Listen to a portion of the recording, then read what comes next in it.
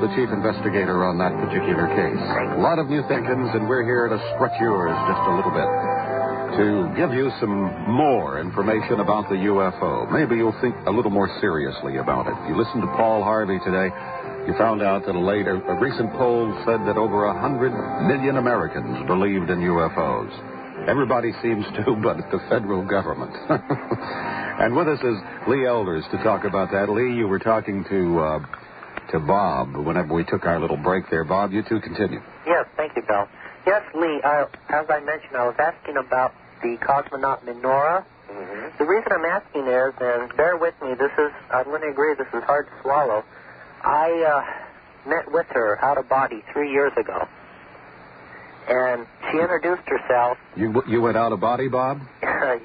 Everybody in Los Angeles goes. Actually, there's quite a bit to it, but I'll keep it real short and real simple. And I met with her in Switzerland out of body. She introduced herself as Menorah. At the time, though, I thought she said Mora, but after I saw your video, I realized it was Menorah. And we had a conversation, and she even had an assistant and an android with her. But she didn't tell me anything about herself. I was wondering, spending 3 years with Billy Myers, or 5 years, can you share any insight with me? We know very little about Menorah, also Playa. That was another one mentioned. Mm-hmm. I think, I'm not positive, because there's very little mentioned about her, but I do believe that she was or is a Lyrian cosmonaut. She was not from the Pleiades. Mm-hmm. Meyer claims to have had several different contacts with various civilizations, Pleiades being one, mm-hmm. the Dals, that's spelled D-A-L-S, mm-hmm. being another. They sort of prepped him for his plating experience 10 years prior, and then the Lyrians. Now, I might add that these are some of the reasons that the so-called UFO experts back in 1978 felt the case was a hoax. There was just too much to it.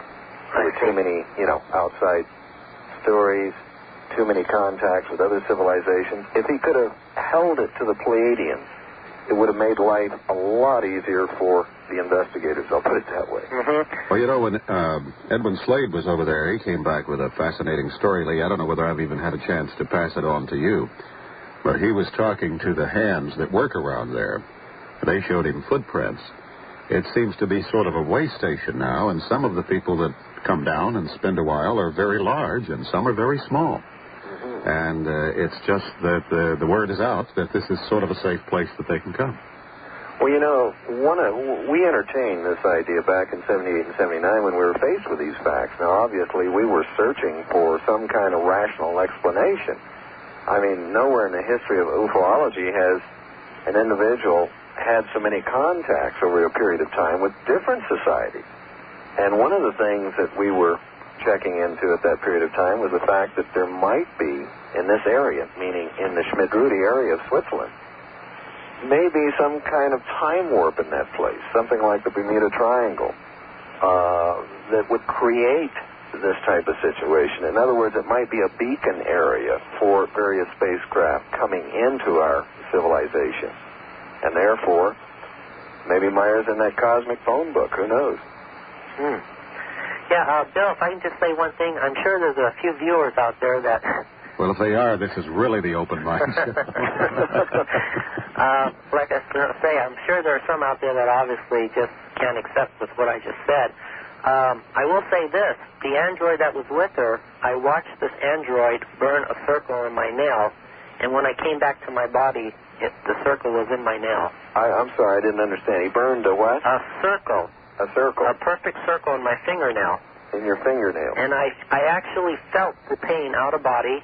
That's unusual. Yeah, highly unusual. And even more unusual, when I returned to my body, the circle was there. That's very unusual. Let me ask you a question. Mm-hmm. Do you have a copy of the old Wendell Stevens book? Of UFO Pleiades? It was like his diary. He only published a small number of them. The green books. The green ones? No, I don't. This was UFO Contact from Pleiades, investigative summary.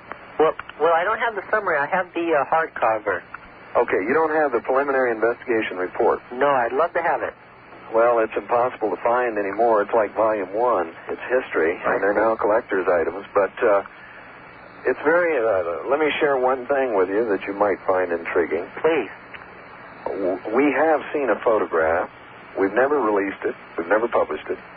On board, supposedly taken by Meier, on board the mothership, there are two cosmonauts, both female. One is Ascot, and the other, I'm not sure if it's Playa or Monera at this point, but standing off to the right is an android.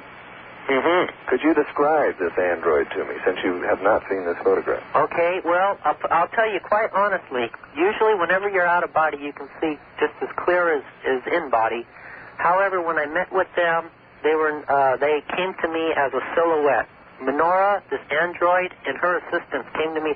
Although I could see the farm where the ship landed, I could see the fence, I could see everything else perfectly clear. I can even see the bench where we sat on.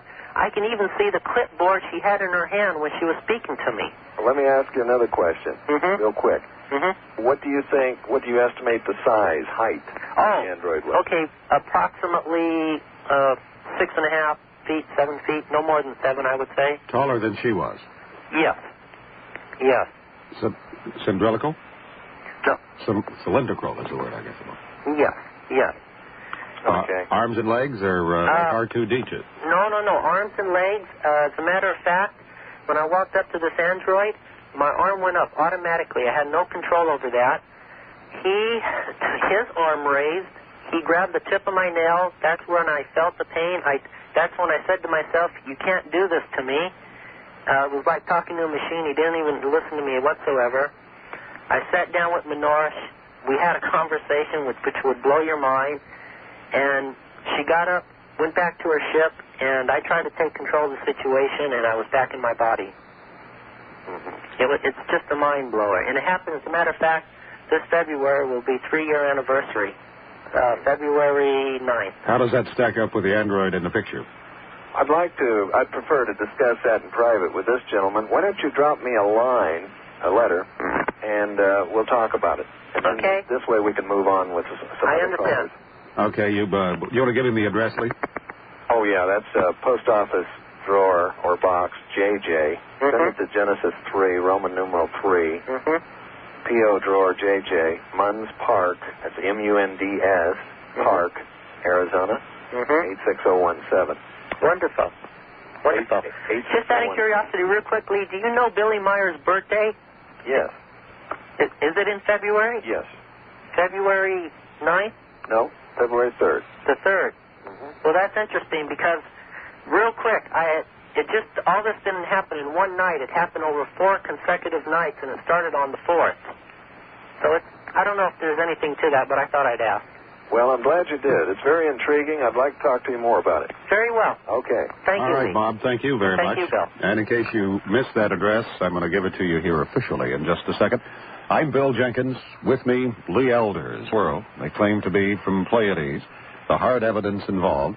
And here's how you can get your own movie footage of the whole thing. So I want you to listen carefully. You know, the very first Open Mind program back in 1979 dealt with the amazing ongoing experience of Billy Meier, a man who, since 1975, had been having a number of visits from female astronauts from a planet in Pleiades.